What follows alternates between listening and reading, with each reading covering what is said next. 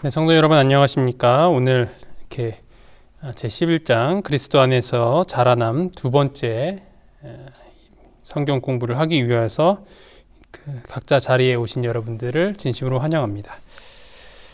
오늘 두 번째 시간 갖기 전에 어제 새벽에 썼던 내용 다시 살펴보도록 하겠습니다. 생명은 죽음으로 시작된다라는 것, 이것에 대해서 말씀드렸습니다. 그 중에서도 그리스도의 죽음입니다. 십자가는 하나님의 구원의 계획의 중심이었습니다. 하나님의 선물의 독특한 점은 아들을 우리의 죄를 위해 돌아가시도록 주신 사실에 있습니다. 십자가 위에서의 죽음을 통해 그리스도께서는 사탄에게 승리하셨습니다. 악에 대한 하나님의 승리의 도구가 된 십자가, 그리스도의 십자가를 통해 죄의 용서가 가능하게 된 수단이 되었고 우주적 화목을 우주적으로 드러냈습니다. 죄가 우리의 마음과 몸을 지배하지 못하게 하는 승리의 삶과 그리스도 안에서의 성장이 현재 가능하다는 것과 하나님의 자녀라는 신분의 보증을 줍니다. 한때 사탄이 찬탈했던 왕국인 이 악한 세상이 죄의 존재와 능력으로부터 깨끗해질 것이라는 종말론적 확실성을 줍니다. 죄의 장악력은 매우 크고 치명적이어서 죄의 용서 그리고 죄의 힘과 죄책에서 자유롭게 되는 것은 그리스도의 보배로운 피가 없이는 불가능합니다. 우리는 죄의 실제를 부인하거나 계속하여 죄에 대한 무관심한 세상에 살고 있으므로 죄에 대한 이 진리는 반복해서 말할 필요가 있습니다. 우리는 십자가의 그리스도에 의하여 구원을 받게 됩니다. 십자가는 하나님과 인간을 화목하게 하는 하나님의 도구입니다. 하나님과의 화목은 동료 인간과의 화목을 이끌고 새로운 형제 관계가 시작이 됩니다. 이 내용이 어제 새벽에 배웠던 내용입니다.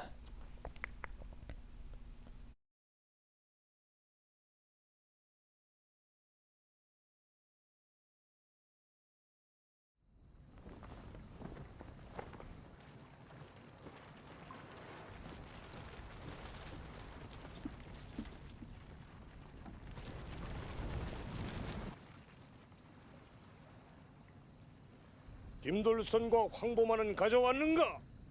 예, 장군! 부어라!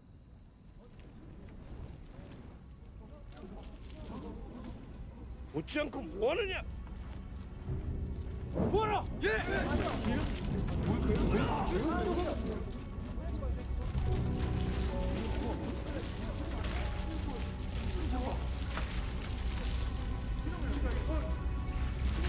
불을 놓아라!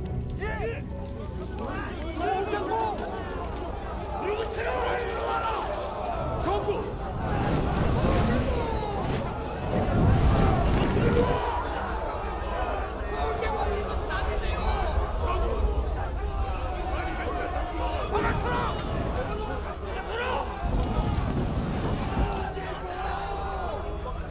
아직도 살고자 하는 자가 있다니 통탄을 금치 못할 일이다.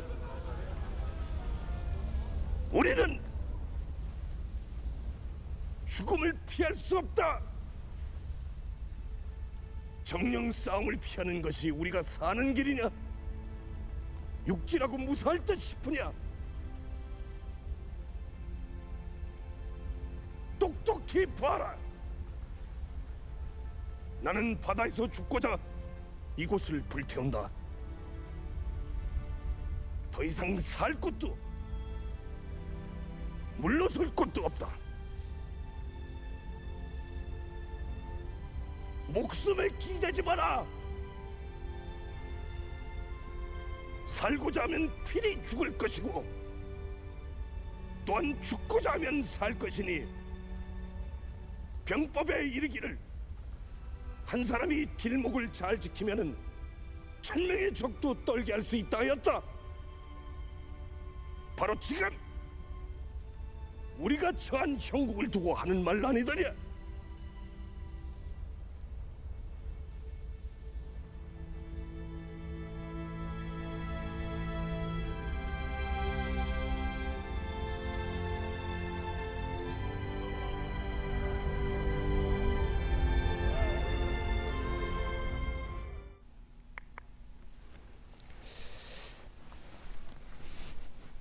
명량해전의 출정식을 앞두고 이순신 장군은 그들의 모든 집을 태운 다음에 이렇게 말을 합니다.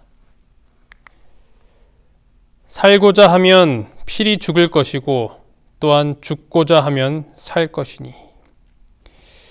영화 명량이라는 이 내용의 일부분입니다. 이순신의 난중일기에 기록된 말이죠.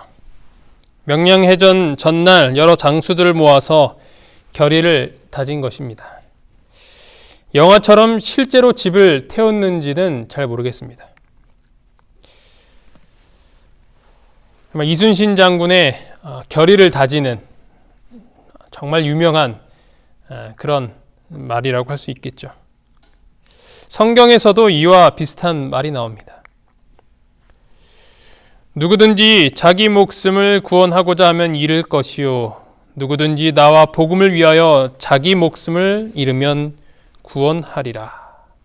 마가복음 8장 35절에 있는 말씀입니다. 죽어야 살 수 있다라는 개념은 그리스도인의 삶의 시작에도 똑같이 적용이 됩니다. 바로 자아가 죽어야 새로운 삶을 살 수 있게 된다라는 것입니다. 오늘은 자아에 대한 죽음에 대해서 함께 살펴보도록 하겠습니다. 그리스도인의 새로움과 성장의 두 번째 중요한 면모는 옛 자아에 대해 죽는 것이다. 신약을 읽으면 반드시 그리스도인의 새 삶과 관련된 내용들을 알게 됩니다. 갈라디아서 2장 20절 내가 그리스도와 함께 십자가에 못 박혔나니 그런즉 이제는 내가 사는 것이 아니요 오직 내 안에 그리스도께서 사시는 것이라. 이제 내가 육체 가운데 사는 것은 나를 사랑하사 나를 위하여 자기 자신을 버리신 하나님의 아들을 믿는 믿음 안에서 사는 것이라. 로마서 6장 4절 그러므로 우리가 그의 죽으심과 합하여 침례를 받음으로 그와 함께 장사되었나니 이는 아버지의 영광으로 말미암아 그리스도를 죽은 자 가운데서 살리심과 같이 우리로 또한 새 생명 가운데서 행하게 하려 함이라. 요한복음 12장 24절에서도 이와 비슷한 내용을 확인할 수 있습니다. 내가 진실로 진실로 너희에게 이르노니 한 알의 밀이 땅에 떨어져 죽지 아니하면 한 알 그대로 있고 죽으면 많은 열매를 맺느니라. 씨앗이 땅에 떨어져 죽어야 새로운 생명이 시작되는 것입니다. 우리도 자아의 죽음, 나의 죽음을 경험을 해야 우리는 그리스도인의 삶을 시작할 수 있다는 것입니다.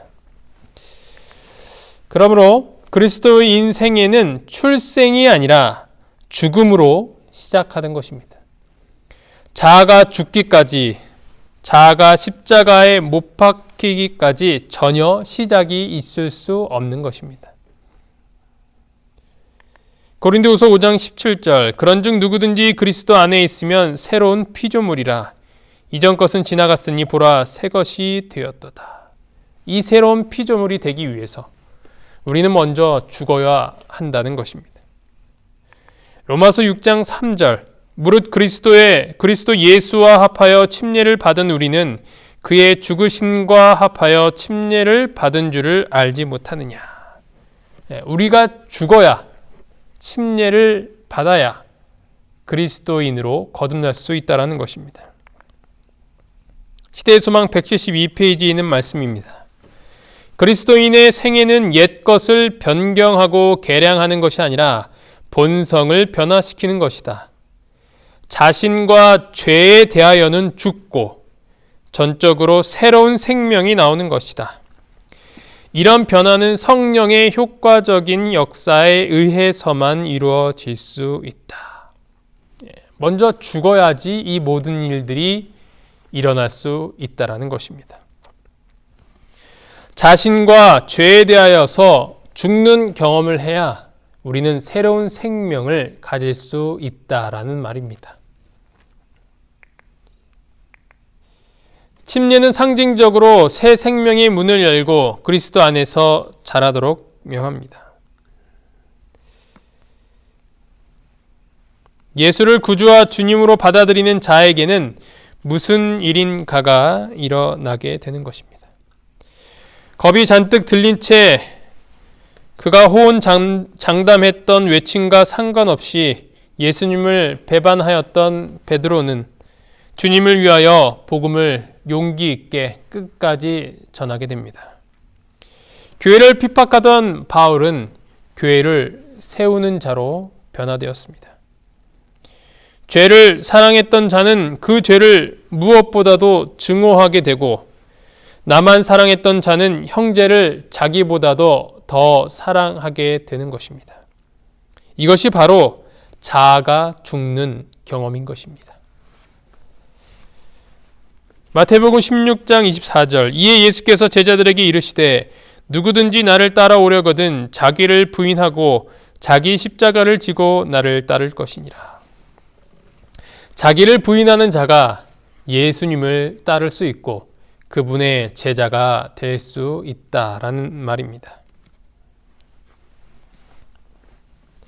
그리스도인 생애에서 자아의 죽음은 선택이 아니라 필수입니다. 그리스도인의 생애는 십자가에서부터 시작하는 것입니다. 우리의 삶의 주인이 내가 아니라 예수님이 되는 것을 말하는 것입니다. 독일의 유명한 신학자 본 회퍼는 다음과 같이 말했습니다.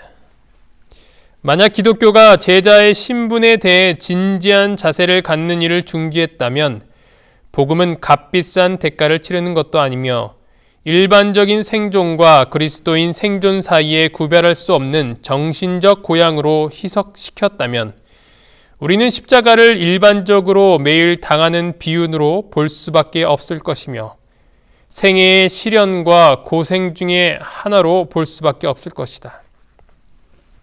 그리스도께서는 사람을 부르실 때 그분은 와서 죽으라고 명령하신다.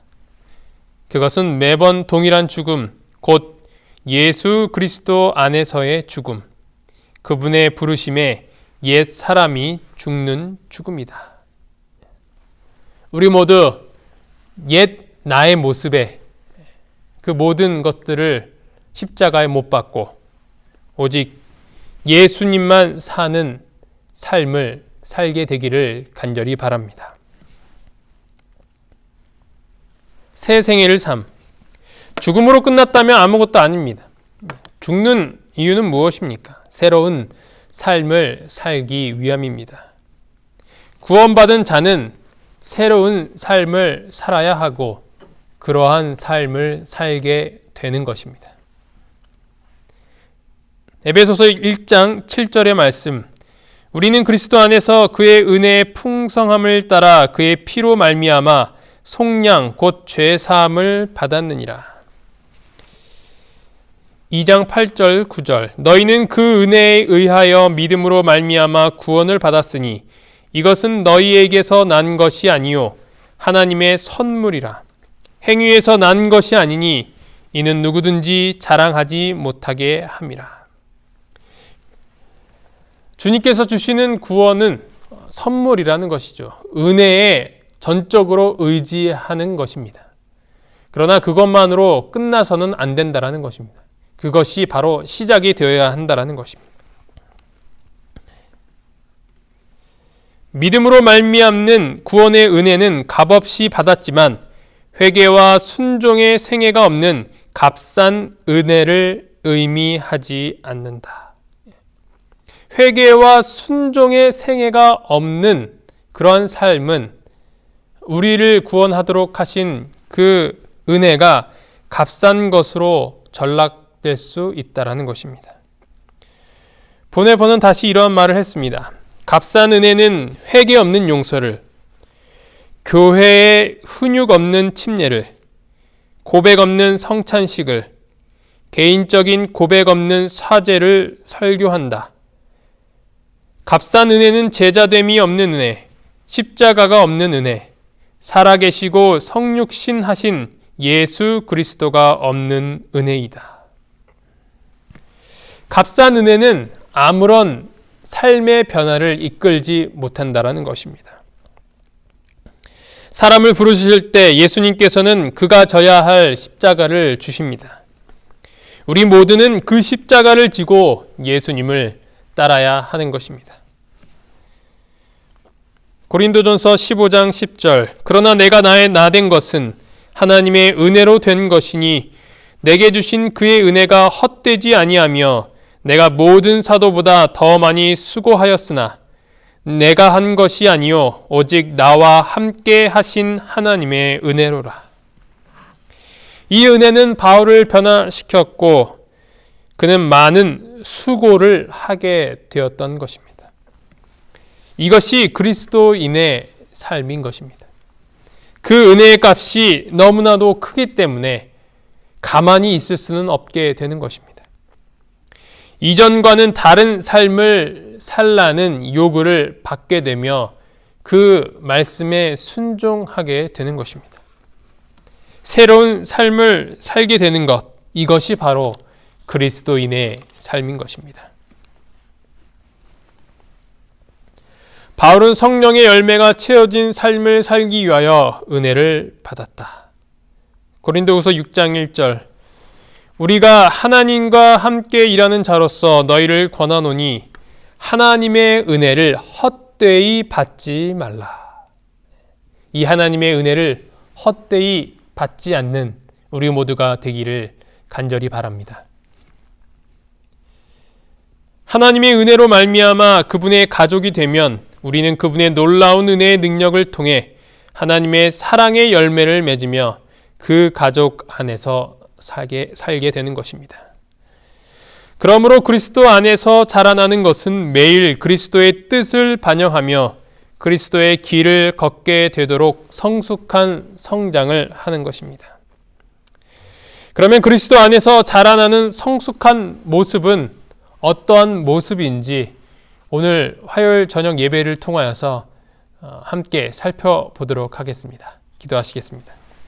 하늘에 계신 하나님 아버지, 오늘 저희가 이렇게 하나님의 말씀을 또한 연구할 수 있도록 도와주셔서 감사합니다. 아버지, 저희가 그리스도인의 삶을 살고 있지만 여전히 내가 죽지 않고 죄의 옛 모습을 그대로 갖고 있지 않는지 다시 한번 살펴보게 하여 주시고 매일 십자가 앞에서 못 박혀 죽는 경험을 할 수 있도록 도와주시옵소서. 그리하여 항상 저희의 안에 내가 사는 것이 아니요 오직 예수 그리스도께서 사실 수 있도록 저희를 준비시켜 주시옵소서. 이 모든 말씀 예수 그리스도 이름으로 간절히 기도합니다. 아멘.